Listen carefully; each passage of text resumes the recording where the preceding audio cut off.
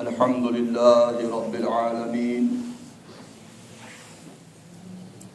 والصلاة والسلام على سيد الأنبياء والمرسلين وعلى آله وصحبه أجمعين أما بعد فأعوذ بالله من الشيطان الرجيم بسم الله الرحمن الرحيم ربنا ظلمنا أنفسنا وإن لم تغفر لنا وترحمنا لنكونن من الخاسرين صدق الله مولانا العظيم إن الله وملائكته يصلون على النبي يا أيها الذين آمنوا صلوا عليه وسلموا تسليما اللهم صل على سيدنا ومولانا محمد معدن الجود والكرم وعلى آله وصحبه وبارك وسلم الصلاة والسلام عليك يا سيدي يا رسول الله وعلى آلك وأصحابك يا سيدي يا رحمة للعالمين الله رب محمد صلى عليه وسلم نحن عباد محمد صلى عليه وسلم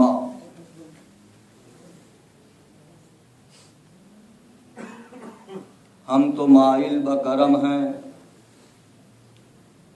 کوئی سائل ہی نہیں، ہم تو مائل بکرم ہیں، کوئی سائل ہی نہیں، راہ دکھلائیں کسے رہ روے منزل ہی نہیں۔ معزز اور محترم بزرگوں، نوجوان دوستوں، عزیز بچوں، مقدس اور محترم ماں اور بہنوں،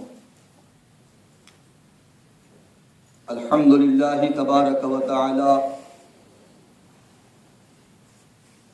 رمضان المبارک کا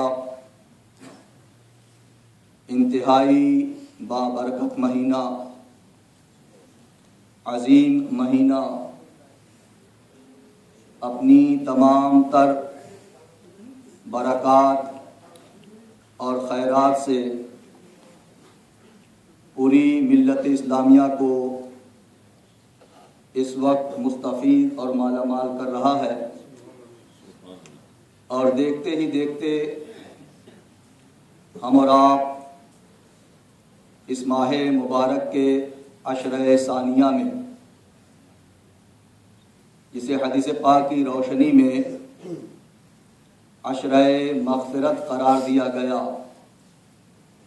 اس میں ہم داخل ہو چکے۔ اللہ تبارک و تعالی ہم سب کو اپنی بے پایاں رحمتوں سے اور مغفرتوں سے مالا مال فرمائے۔ قرآن پاک میں اللہ تبارک و تعالی نے متعدد انبیاء کرام کی دعاؤں کا ذکر فرمایا۔ کہیں آدم علیہ السلام کی دعا آپ کو ملے گی، ربنا اغفر لی ولوالدی وللمؤمنین یوم یقوم الحساب، ابراہیم علیہ السلام کی دعا، کہیں ایوب علیہ السلام کی دعا، کہیں ہمارے آقا سیدنا محمد رسول اللہ صلی اللہ علیہ وسلم کی سب سے پسندیدہ دعا، حضرت عائشہ صدیقہ رضی اللہ تعالی عنہا روایت کرتی ہیں کہ جب بھی دعا فرماتے ہمارے نبی علیہ الصلوۃ والسلام، کم ہی ایسا ہوتا کہ آپ دعا فرمائیں اور اس دعا میں یہ دعا نہ مانگیں جو اتنی جامع اور مانع ہے کہ گویا کہ آپ نے یہ دعا مانگ لی، کر لی تو آپ نے اللہ سے سب کچھ مانگ لیا۔ Very comprehensive, very concise. ربنا آتنا فی الدنیا حسنہ وفی الآخرۃ حسنہ وقنا عذاب النار.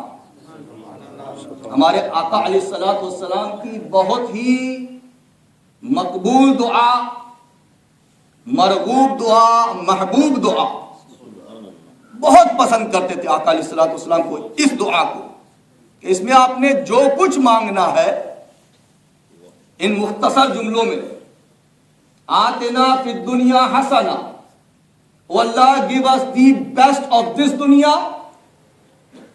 وفی الآخرۃ حسنہ the best of the hereafter، وقنا عذاب النار and protect us from the fire of Jahannam. You ask for everything. سب کچھ خدا سے مانگ لیا تجھ کو مانگ کر، سب کچھ خدا سے مانگ لیا تجھ کو مانگ کر، اٹھتے نہیں ہیں ہاتھ میرے اس دعا کے بعد. بیوٹیفل دعا، concise, comprehensive, all inclusive. میں نے آپ کے سامنے جس دعا کی ابھی ابھی تلاوت کی، وہ دعا ہمارے باپ، تمام انسانیت کے باپ، تمام اولاد آدم کی کشت اول سیدنا آدم علیہ السلام کی دعا. ربنا ظلمنا انفسنا، او our Lord, we have wronged ourselves. وَإِن لَمْ تَغْفِرْ لَنَا وَتَرْحَمْنَا, and if you do not forgive us, and if you do not shower us with your mercy, لَنَكُونَنَّ مِنَ الْخَاسِرِينَ, we will indeed be of the losers. This is the dua of our father Sayyiduna Adam alayhi salam. When the lagzish, when the zallat was committed, when Allah said you are not to go near this certain tree, by the will of Allah he went, he ate, and he with his wife Hazrat Hawwa radiyallahu ta'ala anha is sent to the earth. When they come to the earth, Sayyiduna Adam alayhi salam seeks repentance, asks for forgiveness, and for 300, 400 years he cries and he cries and he asks for forgiveness and maghfirat. In the end he remembers that when he was created in paradise, everywhere he looked in paradise, on all the pillars of paradise, on all the trees of paradise, on all the leaves of paradise, on all the foreheads of the ghilman and the eyes of the huris, Hazrat Sayyiduna Adam alayhi salam saw the name of Allah and saw the name of Muhammad sallallahu alaihi wasallam. So he one day completes his forgiveness and he says, Ya Allah, I ask you to forgive me. Allahumma inni as'aluka an taghfira li bihaqqi Muhammad. Oh Allah, I ask you to forgive me for the sake of Muhammad sallallahu alaihi wasallam. As soon as our father Adam alayhi salam mentioned our Nabi, wasila, sadaqah, tufail, means and mediums of the Prophet alayhi salatu wasalam, at once Allah forgave the lagzish and the zallat of Sayyiduna Adam alayhi salam. This is his sunnat, this is his practice. اور اس سے ہمیں یہ درس بھی ملتا ہے کہ جب انسان سے گناہ ہو جائے، اور یقیناً ہم سے ہوتے ہیں، ایک نہیں بے شمار ہوتے ہیں، شب و روز ہوتے ہیں، کوئی بھی انسان کتنا ہی عظیم ہو، کتنا ہی بڑا ہو، کتنا ہی لائق ہو، فائق ہو، متقی ہو، پرہیزگار ہو، کوئی انسان سوائے انبیاء کے گناہوں سے پاک نہیں. It is the nature of man to sin. Man will naturally sin. That's why the Prophet ﷺ says in a hadith in Tirmidhi Sharif, كُلُّ ابْنِ آدَمْ خَطَّاءٌ وَخَيْرُ الْخَطَّائِينَ التَّوَّابُونَ. ہر آدم علیہ السلام کا بیٹا گنہگار ہے، خطا کار ہے، اور سب سے بہترین خطا کرنے والے وہ ہیں جو توبہ کر لیتے ہیں، جو توبہ کی عادت کو اپناتے ہیں، جو اللہ کی طرف رجوع کرتے ہیں. اپارٹ فرام دی انبیاء and the malaika, none are masoom. Not the Ahle Bayt Athhar, a certain sects of so-called Muslims believe, they are not masoom. Sahaba, very great, not masoom. Allah protects them. Allah keeps them mahfuz from sinning. But they are not masoom. Only Anbiya and Malaika. This is the Aqidah of the Ahlus Sunnah والجماعہ. تو ہمارے باپ آدم علیہ السلام نے ہمیں کیا تعلیم دی؟ ہمیں کیا سکھایا کہ گناہ ہو جائے، غلطی ہو جائے، صراط مستقیم سے تم ڈگمگا جاؤ تو اللہ کی بارگاہ میں رجوع کرو، اللہ کی طرف رجوع لاؤ، اس کی بارگاہ میں توبہ کرو، استغفار کا دامن تھام لو، اس لیے کہ ہمارا رب غفور ہے، ہمارا رب غفار ہے، وہ معاف کرنے کو بہت پسند کرتا ہے. انکا عفون، اللہم انکا عفون تحب العفو فاعف عنی. Oh Allah, you are very forgiving. Oh Allah, you love to forgive. Oh Allah, forgive us. Oh Allah, forgive me. So these are the beautiful days of Ramadanul Mubarak, when we should turn to Allah, feel sorry for the wrongs that we have done. Doors of Tawbah are open for us. Allah is waiting for us to take the first step. Allah subhanahu wa ta'ala looks for excuses to forgive the ummah of Rasulullah sallallahu alaihi wasallam. حدیث پاک میں آیا، ہمارے نبی علیہ الصلوۃ والسلام کا ارشاد گرامی ہے کہ اگر تمہارے گناہ اس قدر بڑھ جائیں، اتنی تعداد ہو جائے، اتنے زیادہ ہو جائیں کہ زمین سے لے کر آسمان تک پہنچ جائیں، اس قدر گناہوں میں تم مبتلا ہو جاؤ، اس قدر تم اللہ کی نافرمانی کر چکے ہو کہ زمین سے لے کر آسمان تک اگر تہ بتہ رکھ دیے جائیں تو آسمان کو ٹچ کر لیں، آسمان کو چھو لیں. لیکن آقا علیہ الصلوۃ والسلام نے ہمیں تعلیماً یہ ارشاد فرمایا کہ اللہ کی رحمت اس قدر ہے، اللہ کا کرم اس قدر ہے، اللہ تمہیں اس قدر نوازنا چاہتا ہے کہ اگر اس کے باوجود بھی ثم تبتم لتاب علیکم، تم توبہ کرو، اللہ تمہاری توبہ کو قبول فرمائے گا. Even then if you repent, your sins, wrongs, your munkarat, your fahsha, your baghi, they reach to the extent of touching the heavens, and then you make tawbah, you turn to Allah, you feel sorry for what you have done. The guarantee of the Prophet is لَتَابَ عَلَيْكُمْ، وہ ضرور بالضرور تمہاری توبہ کو قبول کرے گا. ہمارے رب جل جلالہ عم نوالہ کی یہ رحمت ہے، یہ اس کا کرم ہے، یہ اس کی عطا ہے کہ ہمیں یہ ایام عطا فرماتا ہے. سبحان اللہ، جب ہم توبہ کرتے ہیں، صدق دل سے توبہ کرتے ہیں، اخلاص کے ساتھ توبہ کرتے ہیں، تو حدیث پاک میں آتا ہے التائب من الذنب کمن لا ذنب لہ. توبہ، گناہوں سے توبہ کرنے والا،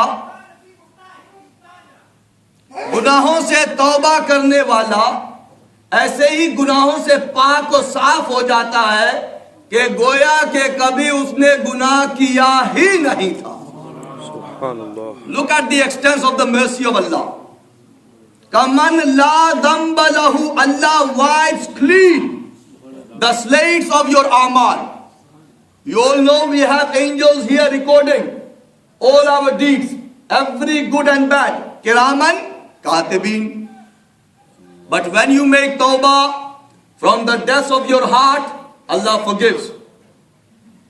Allah accepts. Allah is willing to forgive you for whatever sins you have committed. The only condition, the only shart is that you turn to Him sincerely, with khulus, with ikhlas. آپ نے وہ ایک واقعہ سنا، حدیث پاک ہے، مسلم شریف کی حدیث ہے. حضرت سیدنا ابو سعید خدری رضی اللہ تعالیٰ اس کے راوی ہیں کہ حضور علیہ الصلوۃ والسلام نے ارشاد فرمایا کہ پہلی قوموں میں ایک انسان تھا، غالباً بنو اسرائیل میں، اس نے 99 قتل کیے تھے، بے قصور انسانوں کو 99 murders, innocent 99 murders. اس کے بعد اس کا ضمیر بیدار ہوا اور اس نے سوچا کہ یار کل میں نے مرنا ہے، کل حساب کتاب ہونا ہے، اللہ کے حضور حاضر ہونا ہے، تو مجھے دیکھنا چاہیے کہ کیا میری معافی کا کوئی دروازہ اس وقت بھی کھلا ہے، کیا میری معافی ممکن ہے، کیا اللہ اب بھی مجھے معاف کر سکتا ہے. اس خیال سے وہ ایک راہب کی بارگاہ میں پہنچا. راہب یعنی بہت بڑا عابد، اللہ اللہ کرنے والا، دین کا علم نہیں تھا لیکن اللہ اللہ بہت کرتا تھا، تسبیحیں بہت پھراتا تھا، ہمیشہ مسجد میں نظر آتا تھا، دین کا علم نہیں تھا، صوفی تھا. جو اصلی صوفی، ان کی بات نہیں کر رہا ہوں میں، جو اصلی صوفی ہے جیسے غوث اعظم وہ صوفی ہیں، داتا گنج بخش علی حجویری وہ صوفی ہیں، حضرت پیر مہر علی شاہ صاحب وہ صوفی ہیں، امام احمد رضا وہ صوفی ہیں. آج ہم نے ٹائٹلز کو بھی اتنا چیپ کر دیا، واللہ العظیم، واللہ العظیم اتنا چیپ. صوفی اتنا بڑا لقب، اتنا بڑا ٹائٹل ولی کامل کے لیے. صوفی حمید الدین ناگوری کا نام سنا آپ نے؟ خواجہ معین الدین چشتی اجمیری کے خلیفہ ہیں، ان کو صوفی کہتے ہیں. ایسے لوگ صوفی ہوتے ہیں. تو آج ہم نے ہر ٹائٹل کا جو اس کی حقیقت ہے، جو اس کا وزن ہے، اس کو بگاڑ دیا. جاہل بڑے سے بڑا جاہل آج کل علامہ سے کم نہیں کہلاتا، عالم سے کم نہیں کہلاتا. آج کل 2 کتابیں پڑھ لی کوئی مفتی سے کم ہے ہی نہیں. آج very sad state we living in. ہمیں پہچان نہیں رہ گئی اچھے علماء کی، اچھے صوفیاء کی، اچھے قائدین کی، ہمیں پہچان نہیں رہ گئی. ہر پیر کا بیٹا پیر ہے، جس کو دیکھو پورا خاندان پیر ہے. ایسا تھوڑی چلتا ہے. کوئی یہ جدی پشتی کوئی چیز ہے؟ You have to have those صفات، you have to have those qualities. What is the titles of peer? What are the requirements of peer? Do we know? We don't know. ایک پیر کے لیے، ایک اچھے قائد کے لیے، ایک شیخ کامل کے لیے عالم ہونا شرط اول ہے. شرط اول ہے. اس بات کو نوٹ کریں. جو خود دین کو نہیں جانتا وہ آپ کو کیا سکھائے گا؟ وہ آپ کی کیسے رہنمائی کرے گا؟ وہ آپ کو حق اور باطل کا بیان کیسے کرے گا؟ صوفی، very great title, very great مقام in the world of tasawwuf. It comes from tasawwuf, Sufism. So this man who murdered 99 innocent people, he goes to the rahib. ایک عابد کی بارگاہ میں گئے جو اللہ اللہ بہت کرتے تھے لیکن دین کا علم نہیں تھا. اس نے پوچھا کہ حضور کیا میری معافی ممکن ہے؟ میں نے ایسا کیا، اتنے بڑے گناہ کیے، میں نے 99 مرڈرز کیے ہیں، قتل کیے ہیں. انہوں نے کہا نہیں، ایسا کیسے ہو سکتا ہے؟ 99 مرڈرز اور تم معافی چاہتے ہو؟ نہیں ہو سکتا، اللہ تمہیں معاف نہیں کرے گا. اب تم کچھ بھی کر لو، تم معاف نہیں کیے جا سکتے. اس نے سوچا پھر 99 تک کیوں چھوڑیں، ایک پوری صدی کیوں نہ کر لیں، 100 کی تعداد پوری کیوں نہ کر لیں. اس نے اس کو بھی مار دیا. جس سے سوال کیا تھا اس کو بھی قتل کر دیا، راہب کو. اور پھر کچھ عرصے کے بعد اس کا ضمیر دوبارہ بیدار ہوتا ہے.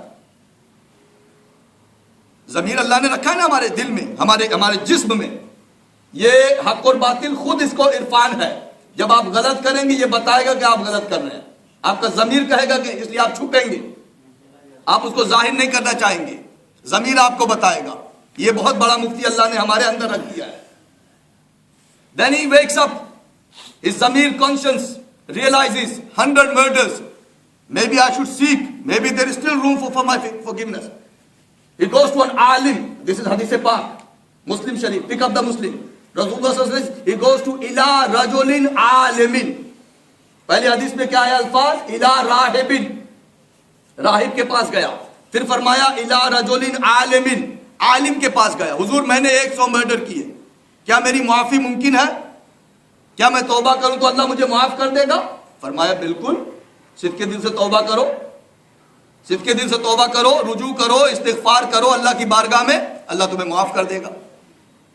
انہوں نے حکم دیا کہ فلاں بستی میں جاؤ, وہاں اللہ والے رہتے ہیں, ان کے ساتھ مل کر ذرا عبادت کرو اور وہاں اللہ کی بارگاہ میں توبہ کرو, اللہ تمہاری توبہ کو قبول کرے گا. یہ شخص روانہ ہوتا ہے, 100 انسانوں کا قاتل روانہ ہوتا ہے. وہاں پہنچنے سے پہلے اس کی موت واقع ہو جاتی ہے. حدیث پاک ہے, مسلم شریف ہے. موت واقع ہو گئی, فرشتے آ گئے, رحمت کے فرشتے, عذاب کے فرشتے. اس کے ساتھ کیا معاملہ کیا جائے؟ رحمت کے فرشتے کہتے ہیں اسے جنت میں لے جائیں گے اس لیے کہ اس کی نیت صحیح تھی. عذاب کے فرشتے کہتے ہیں نہیں, ابھی اس نے توبہ کی نہیں ہے, ابھی اس مقام پہ پہنچا نہیں ہے. فیصلہ اللہ کی بارگاہ میں پہنچتا ہے. اللہ کہتا ہے کہ جہاں وہ فوت ہوا ہے, اس کا انتقال ہوا ہے, اس کے درمیان اور جہاں سے چلا اور جہاں تک جا رہا ہے زمین کو ناپا جائے. سبحان اللہ. This is the rahmat of Allah.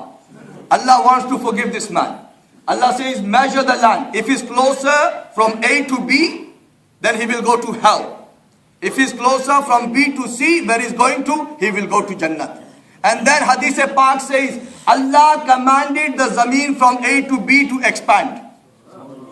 Allah himself commanded the zameen to expand. And from B to C, Allah commanded the zameen to shrink. And when they measured, he was a little closer to where he was going. Allah says, I have forgiven this servant of mine. This is the rahmat of Allah, brothers. یہ اللہ کی رحمت ہمیں کچھ ایک اندازہ دینے کے لیے, ورنہ اس سے بھی بہت زیادہ اللہ کی رحمت ہے, اس سے بھی بہت بڑی ہے اللہ کی رحمت. تو جب بھی توبہ کریں, استغفار کریں, صدق کے دل سے کریں. اور اللہ loves those actions, brothers, which are done only for his sake, which are between you and him. جیسے روزہ ہے, ہمارے حضرت علامہ نے ابھی کل پرسوں بیان کیا تھا, روزے کی جزا اتنی زیادہ کیوں ہے, اس کا ثواب اتنا بڑا کیوں ہے؟ باقی جتنی آپ نیکیاں کریں جنت ملیں گی, نعمتیں ملیں گی, یہ ملے گا وہ, لیکن روزہ رکھیں گے اللہ کہتا ہے میں روزے کی جزا ہوں. الصوم لی وانا اجزی بہ وانا اجزا بہ. I am the reward of fasting. Why? Because it's a secret. Roza is only known to you or known to Allah. Nobody else knows about it. So best time for tawbah and istighfar. Allah says in the Quran, early morning, when the world is fast asleep, you and Allah, between you and Allah. وَبِالْ أَسْحَارِ هُمْ يَسْتَغْفِرُونَ. Allah says in the Quran, اور میرے نیک بندے جو ہیں خاص طور سے صبح کے وقت, سحری کے وقت, وہ مجھ سے معافی طلب کرتے ہیں, وہ مغفرت مانگتے ہیں, وہ توبہ کی درخواست کرتے ہیں. اور جب ہم توبہ کی عادت ڈالیں گے انشاءاللہ, یقیناً اللہ ہمیں معاف کرے گا. مغفرت مانگیں گے, سوال کریں گے, ہمیں مغفرت عطا کرے گا. اس کے ساتھ ساتھ اللہ ہمیں بہت کچھ اور عطا فرمائے گا. اللہ ہمیں اور بھی بہت سی نعمتوں سے نوازے گا. میں اس بات پہ اپنی گفتگو ختم کرتا ہوں. مغفرت, because this is the ashra of maghfirat, asking Allah for forgiveness, repenting, turning to Allah. Hazrat Sayyiduna Nuh alayhi salam, Ulul Azm Rasul, and there is a surah in the Quran, surah number 71, called Surah Nuh, 2 rukus. In that surah, Hazrat Nuh alayhi salam says, I said to my people, when I gave them dawat, when I made tabligh, when I invited them to believe in Allah, oneness of Allah, I said to them, فَقُلْتُ اسْتَغْفِرُوا رَبَّكُمْ إِنَّهُ كَانَ غَفَّارًا. میں نے اپنی قوم کو کہا کہ اپنے رب سے معافی طلب کرو, اگر کافر ہو تو پہلے اسلام میں داخل ہو جاؤ. اگر مسلمان ہو تو توبہ سے گناہوں سے توبہ کرو, معافی طلب کرو. انہو کان غفارا, بے شک میرا رب بہت معاف کرنے والا ہے, بہت معاف کرنے والا ہے, معاف کرنے کو بہت پسند کرتا ہے. اور مغفرت اور استغفار کرو گے تو کیا ہوگا؟ اب دیکھو قرآن پاک کیا کہتا ہے. حضرت قبلہ قاری صاحب یہاں موجود ہیں. برکتیں کیا حاصل ہوں گی؟ اللہ اکبر. استغفار کرنے سے اللہ تم پر اپنی رحمت بصورت رین, بارش نازل فرمائے گا. استغفار کرو گے اللہ تمہیں اپنی رحمت بارش عطا فرمائے گا. استغفار کرو گے اللہ تمہیں غنی کر دے گا, اللہ تمہیں غنی کر دے گا. استغفار کرو گے اللہ تمہیں صاحب اولاد کر دے گا. استغفار کرو گے اللہ تمہارے لیے ہریالی پیدا کرے گا. یرسل السماء علیکم مدرارا وَيُمْدِدْكُمْ بِأَمْوَالٍ وَبَنِينَ وَيَجْعَلْ لَكُمْ جَنَّاتٍ وَيَجْعَلْ لَكُمْ أَنْهَارًا. حضرت سیدنا امام حسن مجتبی رضی اللہ تعالی عنہ, the eldest son of حضرت فاطمہ علی رضی اللہ تعالی عنہما, son of Bab Madinat al-Ilm. Look at the extent of his knowledge. Subhanallah. What a scholar he was. But brought up tarbiyat, ta'lim in the house of the Prophet ﷺ, where the Quran used to descend, where the revelation of the Quran is taking place.